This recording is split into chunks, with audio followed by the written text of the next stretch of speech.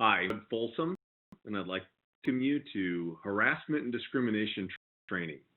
Today, I'm going to talk about harassment and discrimination in the workplace and what constitutes illegal harassment. Go through the training, we will talk about different concepts, and when we get to the end of our training today, there will be a test. And so we'll need you to hang around all the way to the end and answer a few questions at the end of the test before your training is complete. So today we're going to discuss what is illegal harassment and how do I help make sure I'm not contributing to harassing or discriminatory environments in the workplace. So to start, let's just talk a little bit about what do some of these words mean. Of course, harassment, if we look at that means, you're being aggressive towards someone or pressuring someone in a way that can cause them to feel intimidated. And of course, that is something that can exist in a lot of different ways. Not all harassment is necessarily going to be illegal, but of course, in a good positive work environment, we want to make sure that we avoid harassment in ways that aren't helpful or aren't constructive. We're talking about not just harassment, but discrimination. What is discrimination? Well, that is an unjust or prejudicial treatment of different categories of people. It also is a very important thing to understand in the workplace, and how this doesn't have a place in the workplace, especially when it comes to discriminating against people in specific categories. So the question is, what is illegal harassment and discrimination? And basically, when we're talking about illegal harassment, number one, it's going to be behavior or activity that's occurring in the workplace, and harassment or discrimination in the workplace is based on or directed at an individual or a group because of their membership in a protected class. So we talk about this. Most of the law that we're familiar with today is based in Title 7 of the Civil Rights Act of 1964. Title 7, it tells us it shall be an unlawful employment practice for an employer to discriminate against any individual with respect to his compensation, terms, conditions, or privileges of employment because of such individual's race, color, sex, or national origin. So here we get our first little flavor of what we're talking about when we talk about protected classes, where they mention race, color, religion, sex, and national origin. In fact, today when we talk about protected classes, we can expand this a little bit more. Race, creed, and of course that can be similar to religion. A creed is a belief system. Color, and notice that we talk about race and color. We list both of those because we're talking about people's perceptions of others as well. National origin, or where someone's from, their gender, disability, age, pregnancy, or familial status, or in some situations, even genetics are protected by the law. Because when we're talking about this, we're not just talking about Title 7 of the Civil Rights Act of 1964. There are a whole bunch of laws that exist in this country for the protection of people in various groups. I'll just highlight a few of those for you so you can understand. Even before the Civil Rights Act of 1964, there's an Equal Pay Act in 1963, which made it illegal to pay people different based on their gender. Also, in 1967, we had what was called an Age Discrimination Act, where you can discriminate against, or you can't discriminate against people based on age, and specifically the age is 40, where that protection exists. In 1973, there was a Rehabilitation Act, which was kind of a precursor to the Americans with Disabilities Act. And in 1978, Title VII was amended to include pregnancy to the protected class, and pregnancy being a gender issue. But now we also are looking at familial status when we get to this amendment to Title VII. Also in 1990, we had the Americans with Disabilities Act. In 2008, the Americans with Disabilities Act was amended to ensure that we are giving people the protection intended by the law. And also in 2008, there was a new law passed called GINA, or the Genetic Information Non-Discrimination Act. And under certain conditions, we can't discriminate against people in large part because of potential medical issues that could be tied to genetics that they have. So, with this in mind, what is harassment? We talked about kind of a real brief definition of what harassment is, but within the context of Title VII and these other laws that we're talking about, harassment is any behavior or conduct which is based toward a person or a group because of their race, religion, their color, their national origin, gender, any disabilities that they have, age, if you're 40 or older, or pregnancy, which is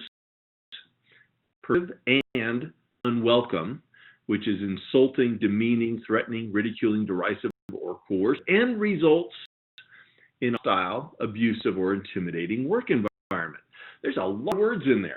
We have to make sure we understand what all these words mean. So let's just take a few minutes and talk about what do these different words mean. Now, first of all, we notice in here it says that this conduct or behavior is pervasive and unwelcome. So for it to be illegal harassment, we're talking about it has to meet that criteria that's pervasive and unwelcome. And then it could be any one of the other words, insulting, demeaning, threatening, ridiculing, etc. So first of all, let's make sure we understand what the word pervasive means.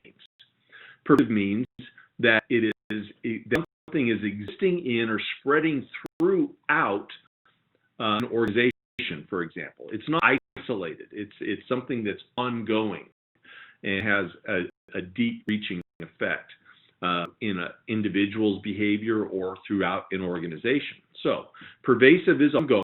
In other words, if I make a slip and I say something really rude or demeaning towards somebody, but I only do it once, that's not pervasive because it's not ongoing. So I corrected my action. I never repeated it again. It's not pervasive. Pervasive actions are ongoing. They're consistently hostile. It could exist in the form of comments, jokes, innuendo, gestures, touching. It could be displaying of graphic material or jokes or printed material in the workplace. It could also be graphic communication, either verbally or electronically or in writing. And so when we talk about pervasive, we see how it can spread through an organization. An individual's behavior can be pervasive. If I am consistently telling a dirty joke all the time or every day I tell a dirty joke, that's a pervasive behavior.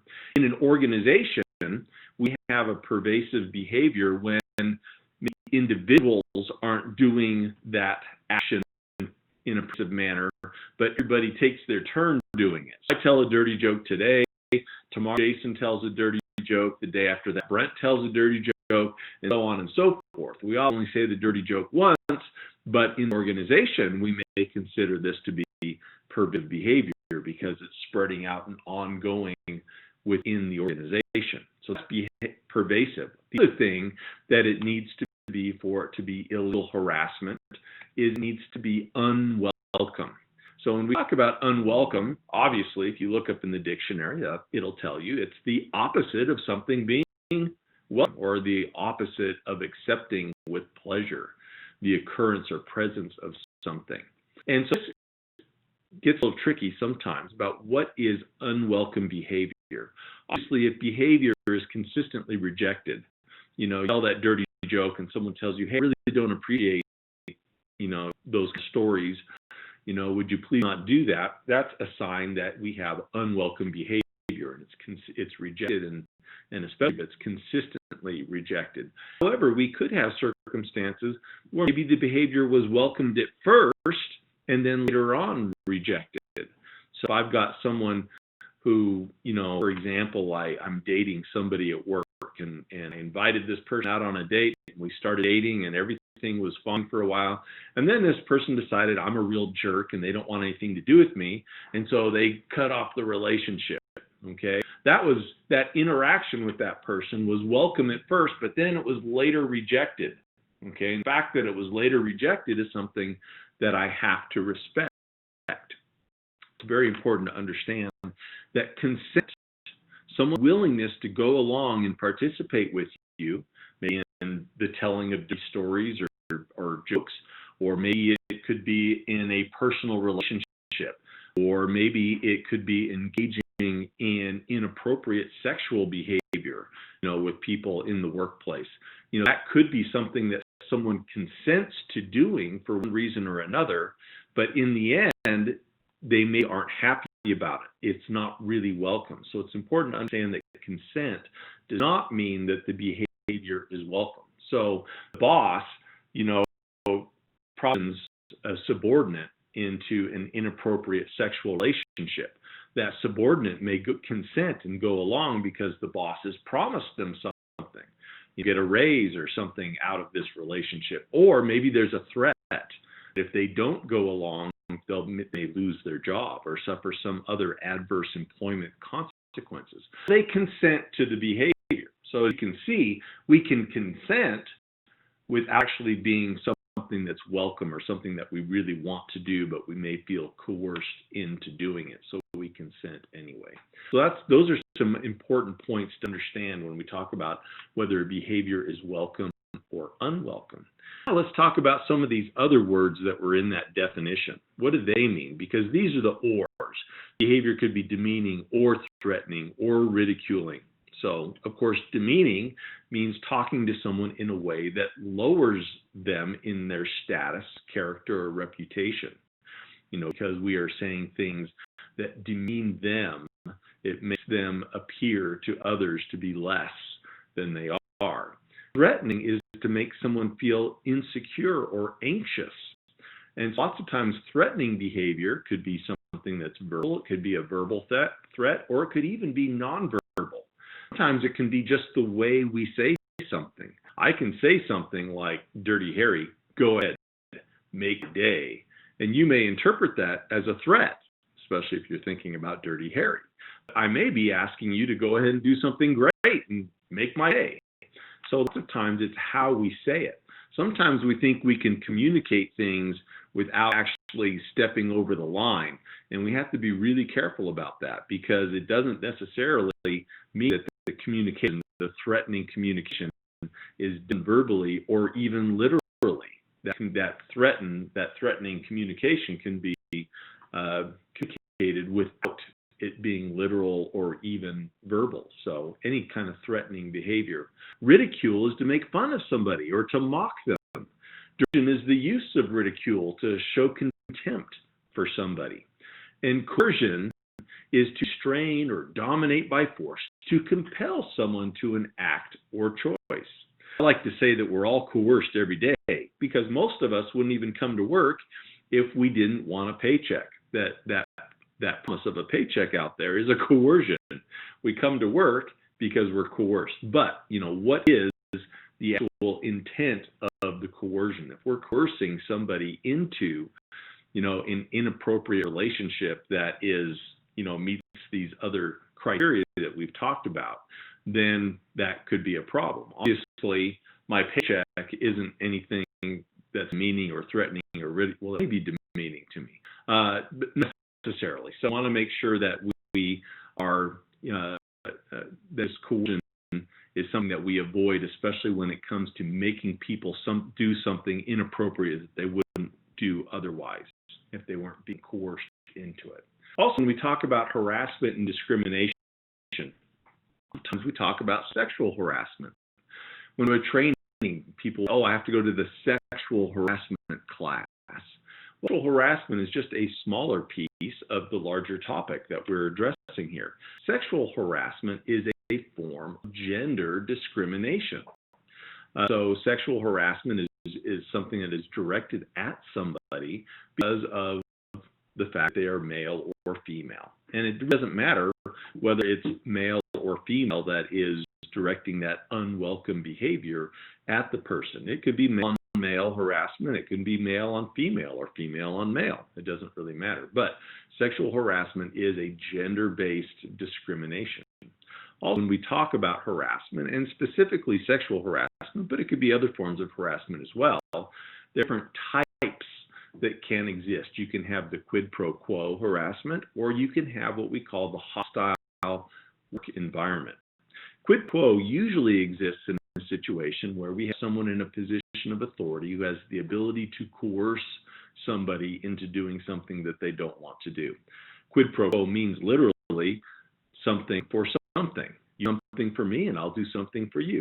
You scratch my back, I'll scratch your back.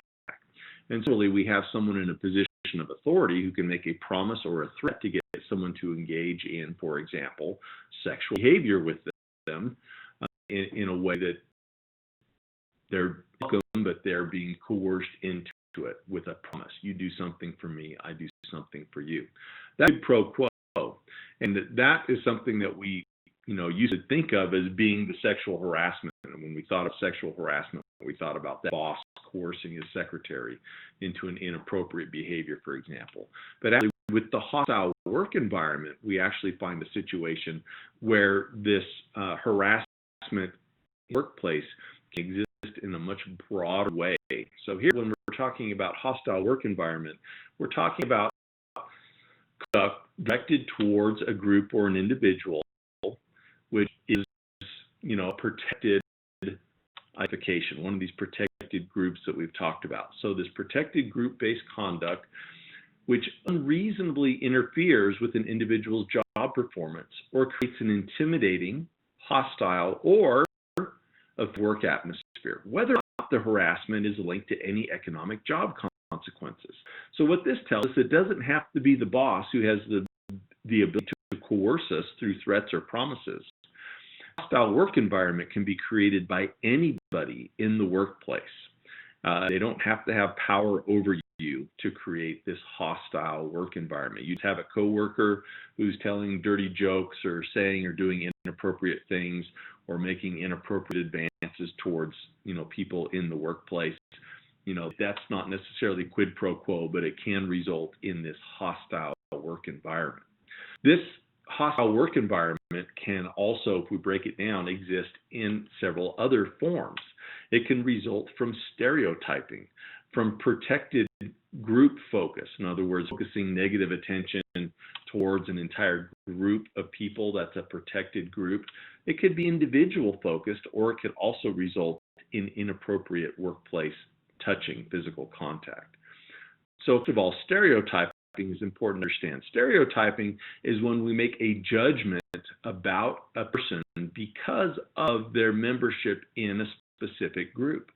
So if I'm taking someone who is of a certain national origin or a certain gender, I am deciding or making a decision about them because of my opinion of that gender or that national origin or whatever have you. I'm stereotyping that person. So if my behavior meets the definition of a hostile work environment by stereotyping people because I have a negative opinion or for some reason I treat people in this group in a different way, then that can be a hostile work environment. I could also be directing attention towards an entire group. Let's tell a joke and I'm making fun of people of a certain ethnic origin.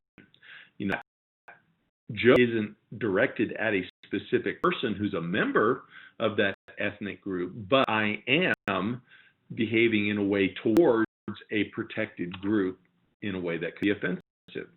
So we have to be careful about how we talk, not just towards or about individuals, but how we talk about groups in a protected class as well. Individual focus is where I am directing that attention at an individual. Maybe it could be someone I work with that I'm attracted to and I want them to go out and date with me. And so I keep asking them out and they keep turning me down and I keep asking them out and they turn me down. So we have an unwelcome, perverted behavior that's directed at an individual. That could be uncomfortable for them. That could make it difficult for them to feel comfortable in their workplace and reasonably do their job. Then we could have a hostile work environment.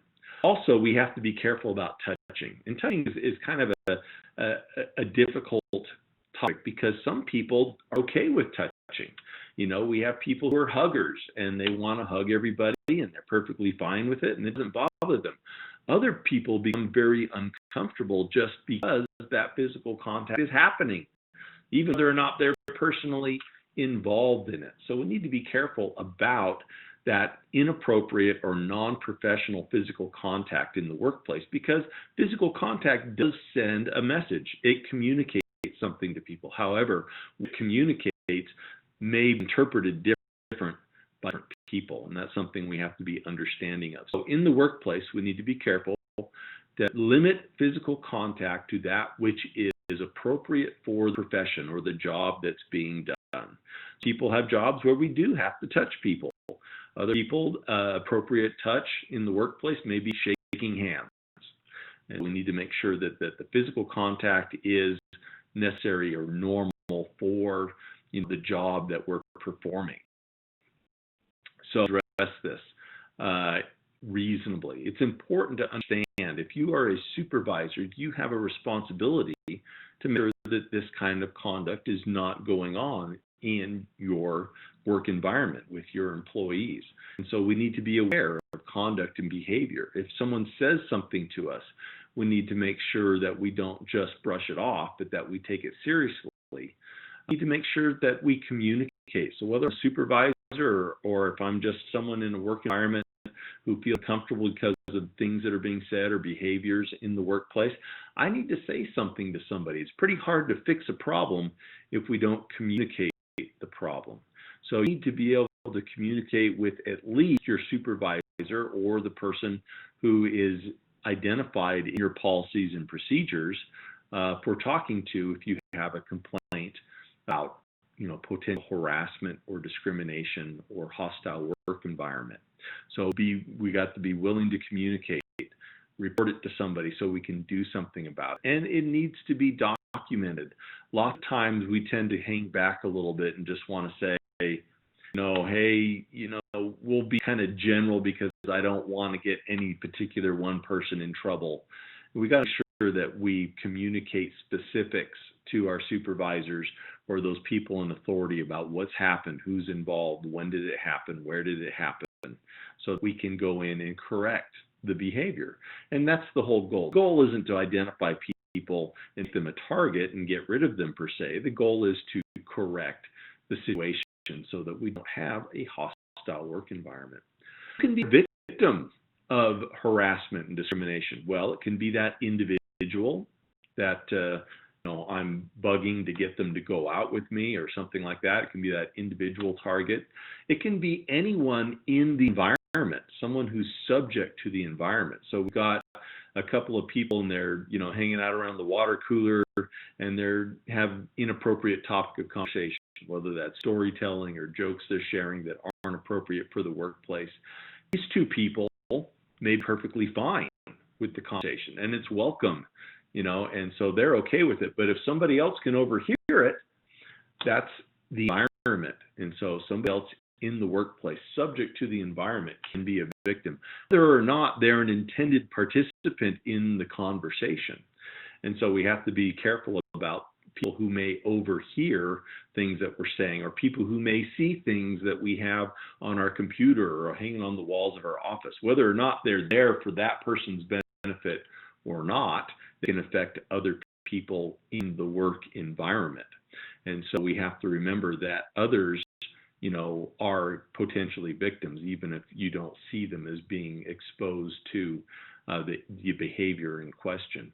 Those who try to help can also be victims. And so we call this retaliation. You can have illegal retaliation. So examples of retaliation would be, pound of flesh, getting eye for an eye, fighting fire with fire. You're going to fix someone's wagon, man. Someone, they stepped on my feet. They went and complained to the boss, went over head. I'm going to fix their wagon. I'm going to give them a taste of their own medicine. Maybe I'll think of some complaints to go, about them, maybe whether they're true or not. Retaliation is any negative change in status, treatment, conditions, or benefits directed at an employee because of their involvement in any way regarding any complaint. So if somebody feels it's necessary to communicate a complaint to the manager, they have a right to do that. Whether they're standing up to protect somebody else or whether they're offended themselves and they have a complaint. We can't treat this person different in a negative way because they are exercising their right to make a complaint. We have to be very careful about that. Now, we can treat them different It's okay to treat people better. And I've been in situations where someone's made a complaint in the workplace, and I thought, ooh, could I be guilty of that? Could I be contributing to this person's complaint? And so I changed my behaviors to make sure I'm not interacting with this person in a way that may be offensive to them. And that's okay. But if you treat someone different, if you give them a bad schedule, if you give them undesirable work assignments because you're upset with them for making a complaint, those are examples of retaliation. Worse examples of retaliation, of course, could be, demoting or firing somebody because you aren't happy about them making a complaint. You can't do that. That would be illegal retaliation.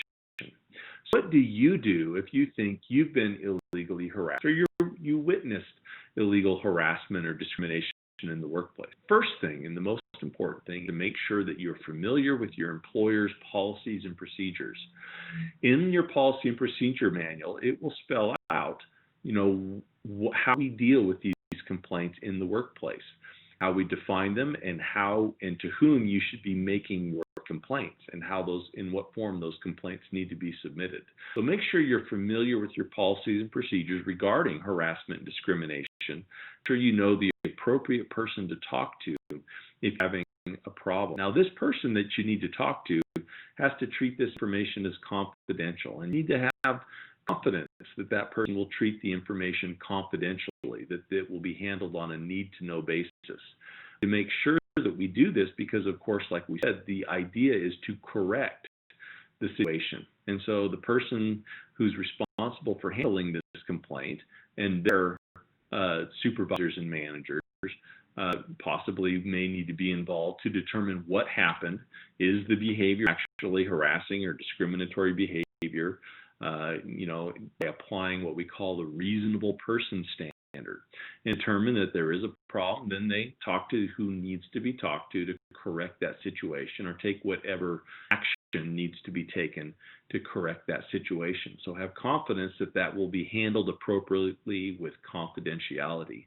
Also, report, like I said, to the appropriate authority and be prepared to give specific information. We can't just say, Boss Joe, I want you to know that, there's probably some funny stuff going on third shift. You really need to pay attention to what's going on. We need to say, hey, Boss Joe, I witnessed something in the break room last night on third shift between Jack and Joe or Selt, and this information is something that they need to be able to identify if there's a problem and what corrective action needs to be taken. So specific information, who, what, when, where, so that we can, get in and make those determinations and take that corrective action.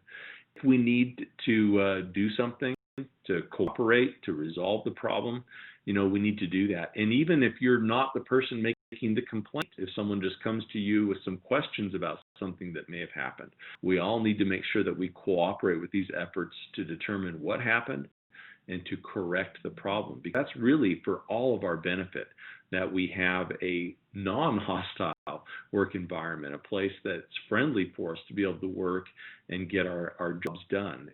And harassment and discrimination in the workplace don't just hurt one person or members of the protected class. It really hurts everybody when people can't do their job as well as they should because of these adverse conditions. So review, look at a few questions here and see if we can determine, from what we talked about so far, what is or isn't harassment or discrimination in the workplace in an illegal way. Now, sexual harassment is a type of gender discrimination. True or false? Absolutely true. Sexual harassment is a type of gender discrimination. So it is a piece of a larger picture when we talk about potential harassment and discrimination. To be considered sexual harassment, conduct must be unwelcome. And that's true, but we have to make sure we understand what that means.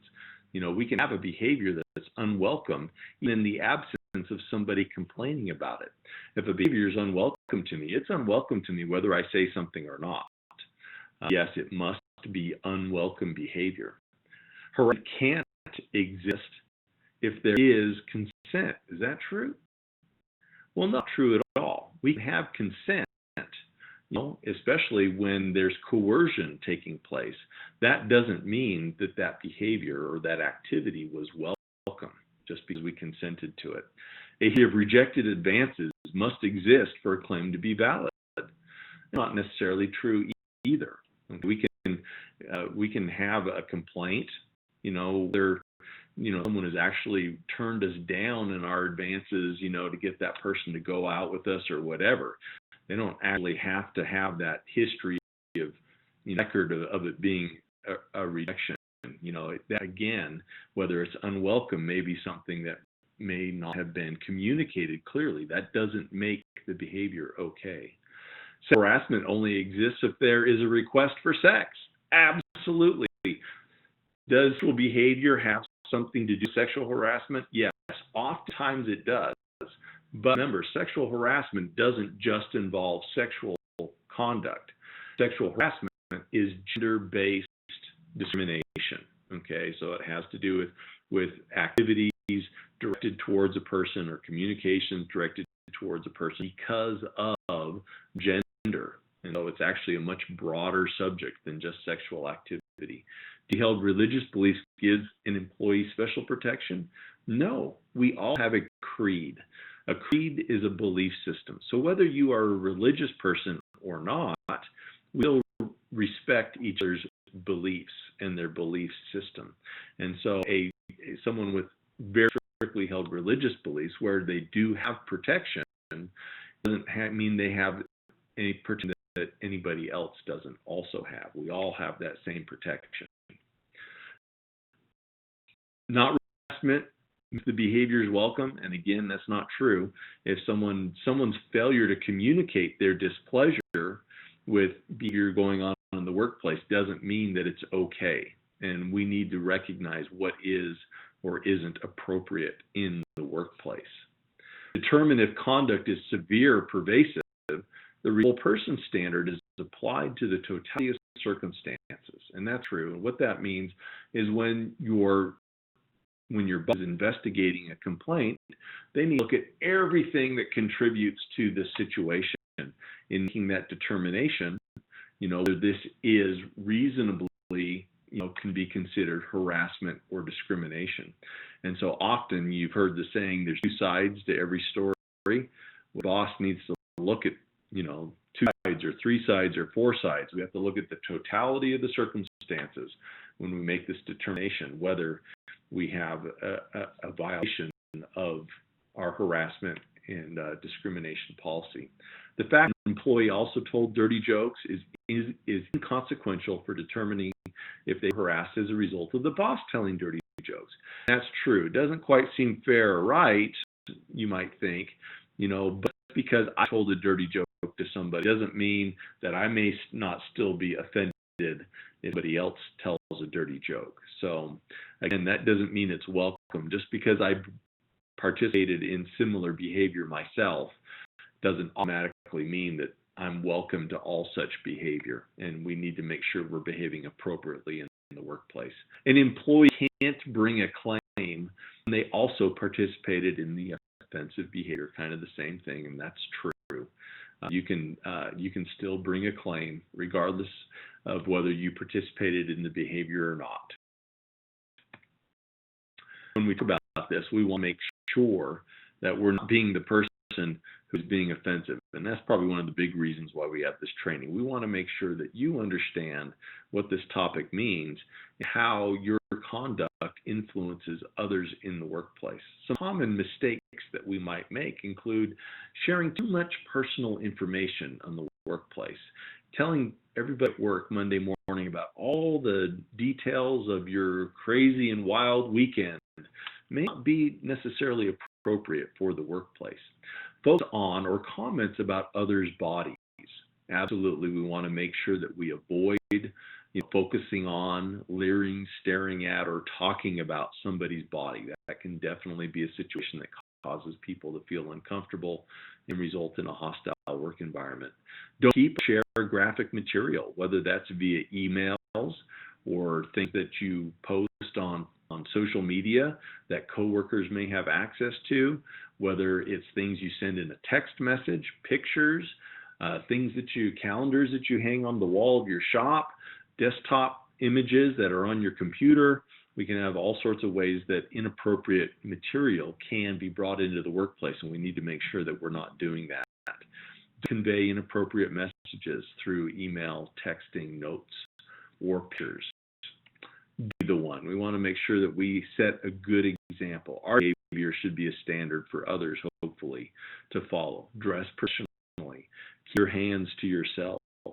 Make sure if you see a potential problem, or if you're experiencing a problem that with harassment or discrimination, that you communicate, that you say something to someone. It's okay to address the person who's offending you, and that is definitely often a positive way of helping to solve the problem. But also, if you want us, you definitely need to make sure you address it to your supervisor or the person identified in your policy and procedure manual as being the person to bring these complaints to.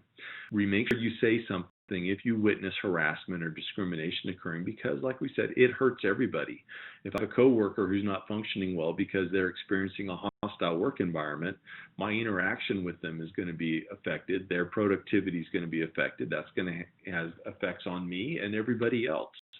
And so we need to respect each other and make sure that we are working together to keep our workplaces free of offensive harassment and illegal discrimination.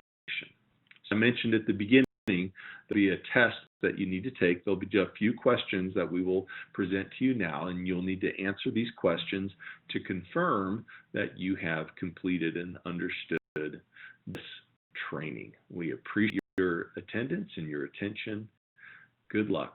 Thank you very much.